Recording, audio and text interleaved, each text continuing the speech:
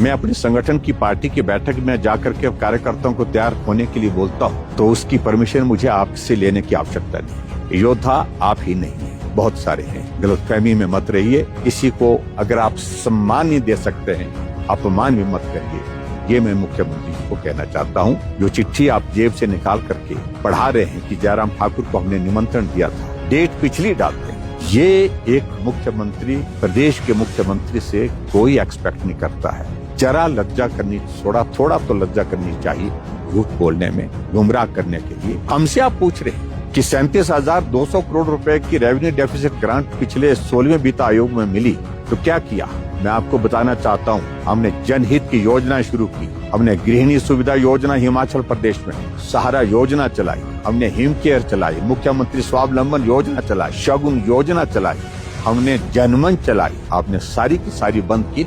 हिमाचल प्रदेश में पिछले कुछ दिनों से जब से केंद्र सरकार ने बजट प्रस्तुत किया है, बहुत बड़ा चर्चा का विषय रेवेन्यू डेफिसिट ग्रांट बना है। और मैं तो देख रहा हूं कि मुख्यमंत्री तो इस प्रकार से व्यवहार कर रहे हैं कि न जाने क्या हो गया है। और खास तौर से एक तो सरकार उनकी व्यवस्थित नहीं चल रही है, संतुलन सरकार में नहीं बन पा रहा है। तो लगता है कि मुख्यमंत्री जी भी कुछ संतुलन खो गए हैं इन दिनों में। जिस तरह का उनका बोलने का तरीका, भाषा का प्रयोग, सचमुच में हैरानी वाली बातें हैं। रेवेन्यू डेफिसिट ग्रांट हिमाचल को ही बंद नहीं हुई, रेवेन्यू डेफिसिट ग्रांट 17 राज्यों को मिलती थी, सभी राज्यों को बंद हुई है। और दूसरी बात, मैं इस बात को बड़ा स्पष्ट करना चाहता हूं कि जब से रेवेन्यू डेफिसिट ग्रांट बंद करने का जो जिक्र बजट में आया है फाइनेंस कमीशन की रिकमेंडेशन के पश्चात, उसके पश्चात हिमाचल प्रदेश में अधिकारियों ने जो एक प्रेजेंटेशन की, और मैं विशेष तौर से कहना चाहूंगा जिस प्रेजेंटेशन के लिए मुझे भी मुख्यमंत्री जी कह रहे थे बुलाया था, लेकिन मुख्यमंत्री जी कब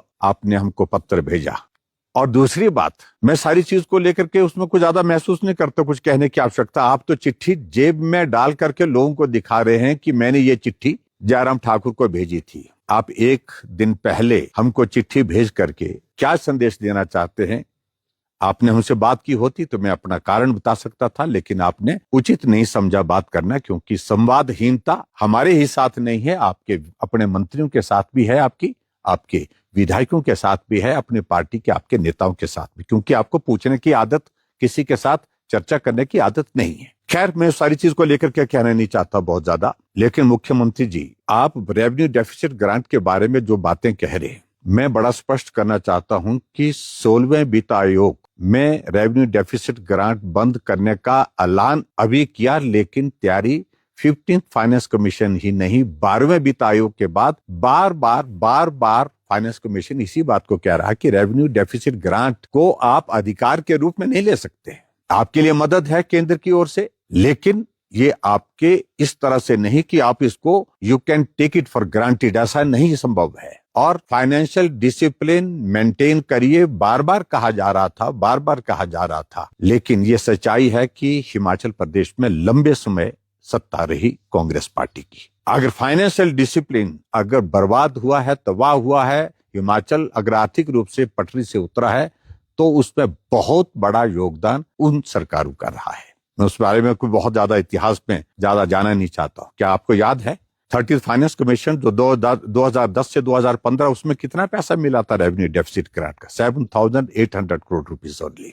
14th फाइनेंस कमीशन में जब देश में यशस्वी प्रधानमंत्री नरेंद्र मोदी जी सत्ता संभाले, तो उसके पश्चात उन्होंने हिमाचल प्रदेश को हाईएस्ट रेवेन्यू डेफिसिट ग्रांट दी 40,000 करोड़ की, 40,000 करोड़ की। और उस वक्त किसकी सरकार थी? आगे बढ़कर के 50th फाइनेंस कमीशन की बात, जो 2020 से 2025 के लिए, उस वक्त revenue deficit grant Himachal Pradesh को मिलने के लिए भी आनाकानी कर रहा था। फाइनेंस कमीशन कह रहा था कि संभव नहीं है, लेकिन हमने कहा कोविड का दौर है, इस वक्त पूरी दुनिया की, देश की, प्रदेश की इकोनॉमी बहुत बुरी तरह से प्रभावित हुई, इसलिए बहुत जरूरी है कि मिलनी चाहिए।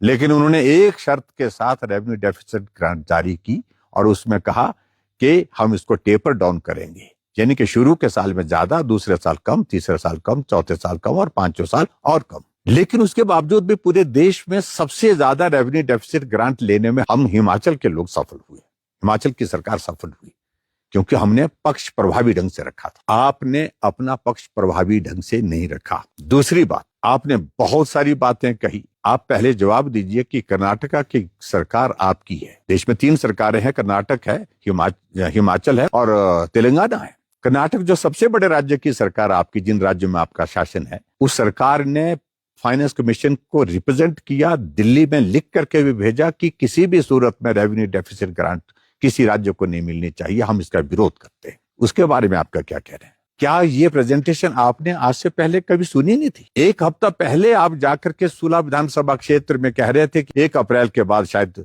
ऐसा बोला था, कुछ बोला है कि यहां पर 1500 रुपए जो है सभी महिलाओं को दे दिए जाएंगे, क्योंकि वो आपकी गारंटी का पार्ट है। आप पूरे हिमाचल प्रदेश में एक बार नहीं सैकड़ों बार कह चुके हैं कि 2027 में हिमाचल प्रदेश आत्मनिर्भर राज्य बनेगा और 2032 में देश का सबसे समृद्ध राज्य हिमाचल प्रदेश बनेगा। ये भी आप बार बार कहते हैं।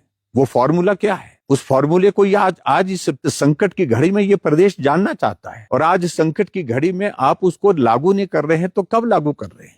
कब उसका जिक्र करेंगे? दूसरी बात, आपका फाइनेंस सेक्रेटरी प्रेजेंटेशन दे रहा है कि सब्सिडी सारी बंद करनी पड़ेगी, यानी कि बिजली पर, पानी पर, दूसरी जितने चाहे राशन पर, ये सारी सब्सिडी बंद करनी पड़ेगी। मुफ्त का राशन बंद करना पड़ेगा। सिर्फ केंद्र सरकार का जो राशन जिनको मिलता है उनको ही उपलब्ध होना है। नौकरियों पर जो है प्रतिबंध, नौकरियों पर पूर्ण रूप से विराम लगाना पड़ेगा। ये भी आपके फाइनेंस सेक्रेटरी ने कहा। आपके फाइनेंस सेक्रेटरी ने ये भी कहा कि हमको टैक्सेस लगाने पड़ेंगे।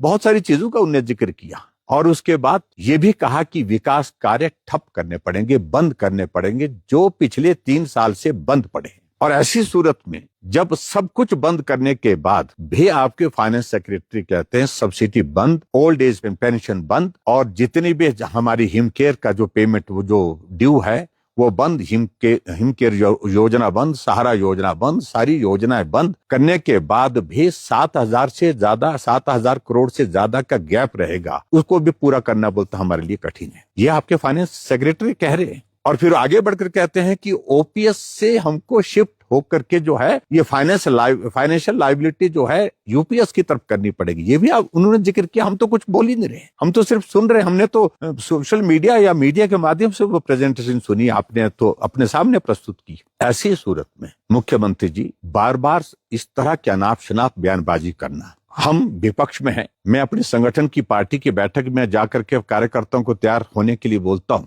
तो उसकी परमिशन मुझे आपसे लेने की आवश्यकता नहीं है। हमारा संगठन आने वाले समय में चुनौतियों के लिए, जो पार्टी के सामने चुनौती है, उनके लिए तैयारी करने की बात कह रहे हैं। और उसमें चुनाव भी आता है। चुनाव अब हो, तब हो, जब हो। हम कहां कह रहे हैं? आप तो बहुमत में हैं। आप सरकार चलाने की स्थिति में बहुमत होने के बावजूद नहीं हो पा रहे, क्योंकि आपके साथी नाराज हैं, आपके मंत्री नाराज हैं, और आप इस प्रकार से हिमाचल प्रदेश में जो अर्थव्यवस्था को तबाह करने के लिए एक नहीं अनेकों चीजें कर चुके हैं। विकास कार्य ठप हैं, तो वजह क्या है? और हमसे आप पूछ रहे हैं कि 37,200 करोड़ रुपए की रेवेन्यू डेफिसिट ग्रांट पिछले 16वें वित्त आयोग में मिली, तो क्या किया? मैं आपको बताना चाहता हूं, हमने जनहित की योजनाएं शुरू की। हमने गृहिणी सुविधा योजना हिमाचल प्रदेश में, हमने हिमाचल प्रदेश में सहारा योजना चलाई, हमने हिमकेयर चलाई, मुख्यमंत्री स्वावलंबन योजना चलाई, हमने हिमाचल प्रदेश में शगुन योजना चलाई, हमने जनमंच चलाई। आपने सारी की सारी बंद की, लेकिन सब बंद करने के बावजूद आखिरकार ये पैसा आप कहां खर्च रहे हैं? जो हिमाचल प्रदेश का जो बजट का पैसा, आप तो विधायक निधि को भी देने की स्थिति में नहीं हो पाए। आप विधायक निधि के साथ साथ में जो ऐच्छिक निधि मिलती है विधायकों को, उसको भी आप बंद करने में लगे हुए हैं। ऐसी सूरत में मैं आपको ये कहना चाहता हूं कि 5 साल हिमाचल प्रदेश में अगर हमको केंद्र से पैसा मिला है, रेवेन्यू डेफिसिट ग्रांट की है, एक एक पैसा हिमाचल प्रदेश के विकास के लिए लगा है। 4,700 किलोमीटर सड़क, हाईएस्ट एवर आज तक के इतिहास में हिमाचल प्रदेश में बनी है, तो पिछले 5 साल के कार्यकाल में बनी है। और इसके अलावा हिमाचल प्रदेश में हर घर में नल और नल में शुद्ध जल, इसमें सबसे ज्यादा जल जीवन मिशन के अंतर्गत और उसके साथ हमारे जल शक्ति डिपार्टमेंट ने जिस प्रकार से काम किया, हाईएस्ट अमाउंट अगर खर्च किया है पिछले 5 साल में खर्च हुआ है। एक नहीं अनेकों चीजों का हम जिक्र कर सकते हैं। तो मैं मुख्यमंत्री जी आपसे इतना ही विनम्र निवेदन करना चाहूंगा, जो चिट्ठी आप जेब से निकाल करके पढ़ा रहे हैं कि जयराम ठाकुर को हमने निमंत्रण दिया था, डेट पिछली डालते हैं, ये एक मुख्यमंत्री, प्रदेश के मुख्यमंत्री से कोई एक्सपेक्ट नहीं करता है।